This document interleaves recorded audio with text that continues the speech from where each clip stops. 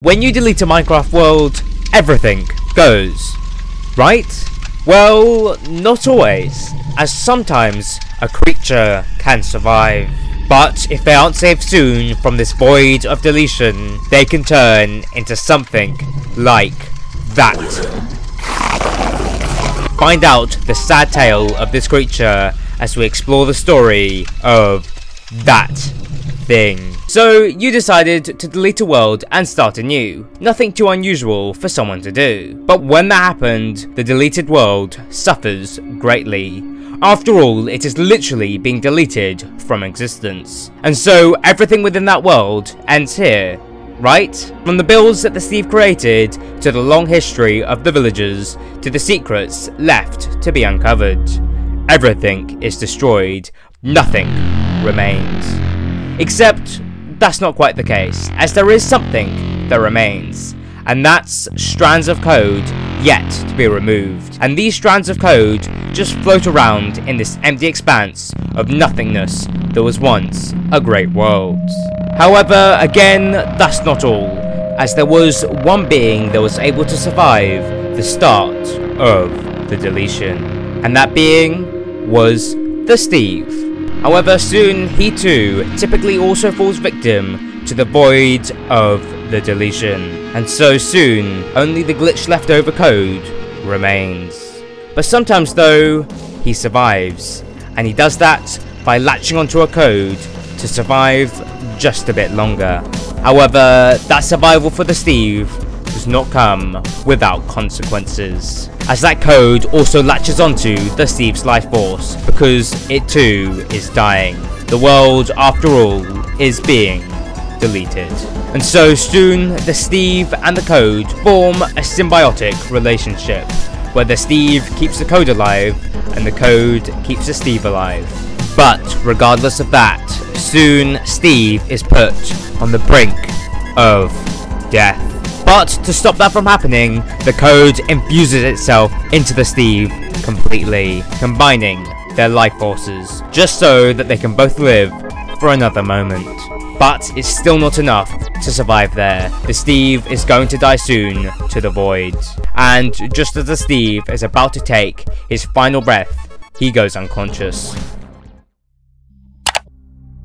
The player created a new world, and the Steve was saved. And when he eventually regained his consciousness and opened his eyes, he saw that he was deep underground, right by a lava pit. Now, although he was now conscious, he just had to stand there for a while, as he had taken a massive amount of damage and he needed to take some time to just heal. Eventually, when he's mostly healed up, he starts making his way out of the cave. Now, he was still quite weak and scared at that point, but after a few hours, he did manage to finally get out there, to the surface of the world. He was the only survivor from the deletion of his home world. And so, it would be then that the Steve thought that he could just thank the mysterious code for helping him survive, and that they could go their separate ways. As after all, they had both achieved their mission of surviving the deletion. Well, that's what the Steve thought would happen. In reality, the Steve and the code were now combined in this strange, soul-bound state, and there would be no separating them. And when the Steve found that out, he was angry, as he didn't want to stay soul-bound to some random code for the rest of his life. He wanted freedom and independence. And so, out of pure anger, he tries ripping the code out of him, and that backfired horribly, as the two were soul-bound, and there was definitely not going to be any way of separating them through physical means. And so now the Steve had just ripped himself apart, and he had hurt himself in a massive way. But luckily, the code side of him was able to regenerate their wounds, but not very effectively, as it just grew extra limbs and gave the Steve a much thinner back. It had become this strange thing. It was terrifying, and when the Steve saw himself in the reflection of the water, he stopped attacking. He had come to the realization that he was going to have to deal with this pain for the rest of his life. And so he asked the code to fix him, but it refused. It didn't mind being part of this hideous thing that it had become, as it didn't want to give in to the demands of the being that tried to rip him away. Also, it did need a host in order to survive here, or else it would be killed by the bug detection systems. But the Steve inside that thing stayed persistent with his begging for forgiveness and freedom, and so eventually it offered a solution. Find the Steve of this world and attack him. If you do, I shall take possession of him and free you. That didn't sound too complex. The Steve within that thing was thinking that he could do that quite easily, until the code spoke again. Also, it must be a surprise attack. He cannot see you for the day of the attack. Well, that was going to make this very annoying, but that thing still believed it could do it, and so it went on a search for the Steve.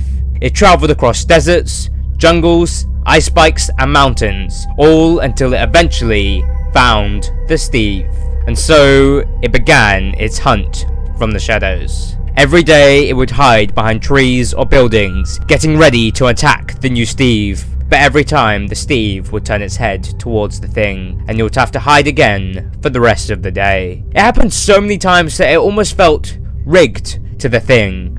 But that thing was resilient, and he kept on stalking his prey. In every biome, in every season, in every weather, he was always watching. That was until one rainy morning in the plains, he was finally able to attack.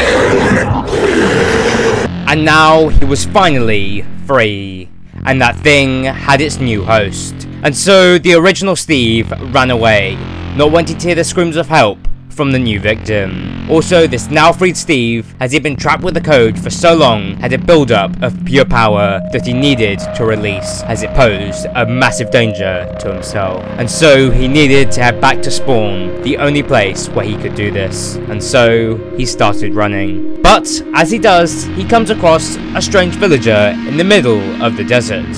But he doesn't care what this villager is doing. It's in the way, and so he punches it down to the ground and walks away. That was a mistake. Regardless though, the freed Steve makes his way back to spawn, ready to be fully freed once his extra power levels had stabilized. However, when he arrived at spawn, he came face to face with something shocking. That thing was there, waiting. This was a trap. And so, it attacked. It took possession of the freed Steve and sent the native Steve to a mirror dimension, all in a sleeping state. But why? Well, the code that saved the Steve when the world was being destroyed by the deletion, well, it was actually corrupted, as it was the glitch that caused the end of that first world. And so now it was going to do that again in this world. But when it would be commanded to delete this world here, it didn't want to die like all the other code. And so it latched onto a being that could survive the deletion with just a bit of help, the Steve, and together they could live on in every deleted world. It was selfish by the code, as the Steve would be in immense pain and the code was never meant to survive. Also, as this code was cold and calculated, it allowed the Steve to be free, just for it to unknowingly attach code to a villager. And that villager, with the power of the code, would be destined to destroy this world. And if this world was destroyed, the player wouldn't be able to delete it, and thus this evil code wouldn't be killed. But would that plan actually succeed for this evil code? Well, find out from the villager's perspective in this video.